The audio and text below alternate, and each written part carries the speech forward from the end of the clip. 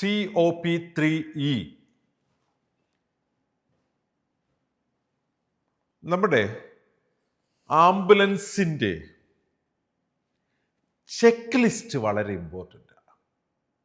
എല്ലാ ദിവസവും ആ ചെക്ക് ലിസ്റ്റ് അനുസരിച്ച് നമ്മുടെ ആംബുലൻസിൻ്റെ കണ്ടീഷൻസ് വെരിഫൈ ചെയ്ത് ഡോക്യുമെൻ്റ് ചെയ്തിട്ടുണ്ടായിരിക്കണം. ലൈറ്റുകൾ വർക്കിംഗ് ആണോ, siren, beacon lights, fuel, tyre pressure, അതിലുപയോഗിച്ചിരിക്കുന്ന medical equipments, emergency medicines every day അത് വെരിഫൈ ചെയ്തിട്ടുണ്ടാവണം. എന്താ കാര്യമെന്നറിയണ്ടേ? നമ്മുടെ വണ്ടിയുടെ ടയർ പ്രഷർ ചെക്ക് ചെയ്തില്ലെങ്കിൽ ഇത്രയ്ക്ക് സ്പീഡിന് എമർജൻസി ആയിട്ട് ഓടുന്ന വണ്ടിയുടെ ബാലൻസ് നഷ്ടപ്പെടില്ലേ?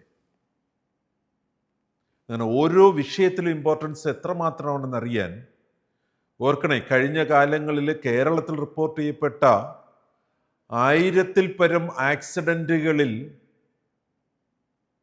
700ഓളം ഡെത്ത് റിപ്പോർട്ട് ചെയ്തിട്ടുണ്ട്. ആയിരക്കണക്കിന് പേർക്ക് ഇഞ്ചുറി ഉണ്ടായിട്ടുണ്ട്. അത് കേരളത്തിൽ അതാണ് എങ്കിൽ മൊത്തം ഇന്ത്യയിലെ അവസ്ഥ നോക്കേ.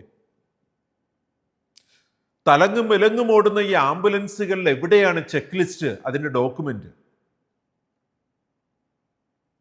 ജീവൻ രക്ഷിക്കാനായിട്ട് പോയി ജീവൻ നഷ്ടപ്പെടുന്ന എത്ര കേസുകളാണ് നമ്മൾ കാണുന്നത്. അതുകൊണ്ട് തന്നെ COP3E പറയുന്നത് വളരെ ഇമ്പോർട്ടൻ്റ് ആണ്. The ambulance is check daily for functioning status, medical equipments, emergency medications and consumables. നിങ്ങൾ ഓരോ ട്രിപ്പിന് ശേഷവും നിങ്ങൾ അതിനകത്തുള്ള ഓക്സിജന്റെ അവൈലബിലിറ്റി തുടങ്ങി മെഡിസിൻ്റെ അവൈലബിലിറ്റി വരെ ചെക്ക് ചെയ്യണം. ടോപ്പപ്പ് ചെയ്യേണ്ടത് ടോപ്പപ്പ് ചെയ്യണം.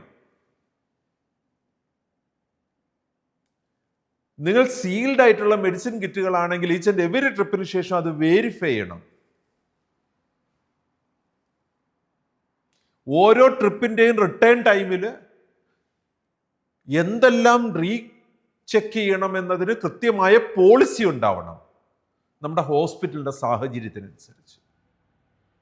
സോ നമ്മുടെ ആംബുലൻസ് വെറുതെ പറഞ്ഞു വിടുന്ന ഒരു വാഹനമല്ല, ഒരു ജീവൻ രക്ഷിക്കാനായിട്ട് അല്ലെങ്കിൽ നമ്മളെ ആശ്രയിച്ച ഒരാളുടെ ആശ്രയമാണ്. നമ്മളുടെ വളരെ നിസ്സാരവൽക്കരിക്കപ്പെട്ട ഉദാസീനമായി എടുത്ത ഏതെങ്കിലും ഒരു വെഹിക്കിൾ ഉപയോഗിക്കുന്നത് പോലെ ഉപയോഗിക്കേണ്ടതല്ല.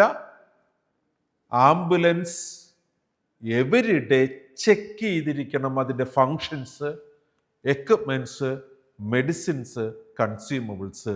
COP3E